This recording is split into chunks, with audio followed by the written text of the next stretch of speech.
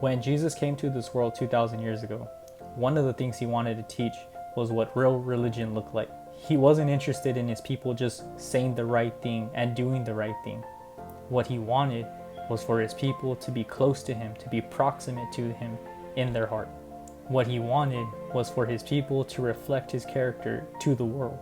And in the day of Jesus, as it is today, one of the biggest reasons why people don't come to him is because his followers profess one thing, but they live another thing. So when Jesus came, in his first sermon, the Sermon on the Mount, he addressed many issues, and one of them was having hatred in the heart. You see, in his day, the Jewish people had hatred in their heart. They hated the Romans, and they hated anyone who wasn't like them, to be honest. On the outside, they did all the right things, they had all the right customs, they went to all the right festivals, but on the inside, their heart was far from him, and they did not act anything like him. So we shouldn't be surprised when he came on the scene that they rejected him and didn't fully accept him. So when Jesus had the Sermon on the Mount, when he spoke about hatred, these are the words he said. "You have heard that it was said to those of old, 'You shall not murder, and whoever murders will be in danger of the judgment.' But I say to you that whoever is angry with his brother without a cause shall be in danger of the judgment." The lesson that Jesus was teaching then is the same lesson I believe he's teaching us now. And that lesson is there is no place for hatred in the human heart.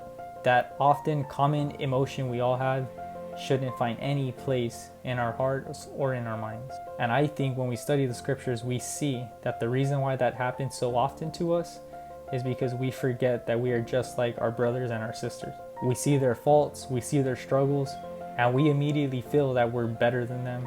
Sometimes, if we're honest, we feel that we're greater than them. But when we study the Bible and allow it to frame our worldview, we see that no matter how someone falls or struggles, we are all the same. We just struggle in different ways. And sometimes, when we see a person struggle or fall, we forget that we too have struggled and fallen, and we've hurt people as well. But I believe if we allow the Holy Spirit to speak to our hearts, and if we meditate on the words that Jesus said, God will teach us that every single person on this planet, no matter how fallen they are or how great they are in our eyes, we're all children of God. We're all children he died for.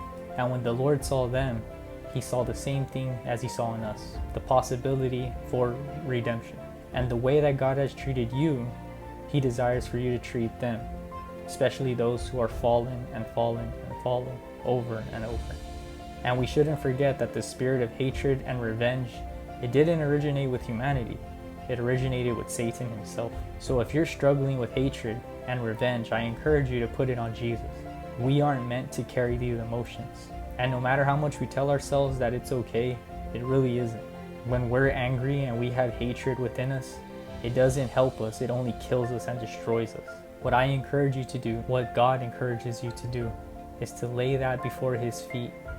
Give him your pain, give him your struggle, give him your hurt, and let him do a redemptive work in you. Pray to him and tell him to forgive you for holding those emotions, and pray to him to give you the strength to let it go and to forgive those who have hurt you. And if you have to reach out to that person, I encourage you to do it. And if you don't have to reach out to them, I encourage you to go as the Spirit leads. At the end of the day, it's not our job to cast judgment on people. The only person who should judge is God, because he's the only one who's just and true. So let us not hold hatred in our heart. Let us come to Jesus and ask him to fill our heart, to take away the hate, to take away the pain, and to fill us with his presence.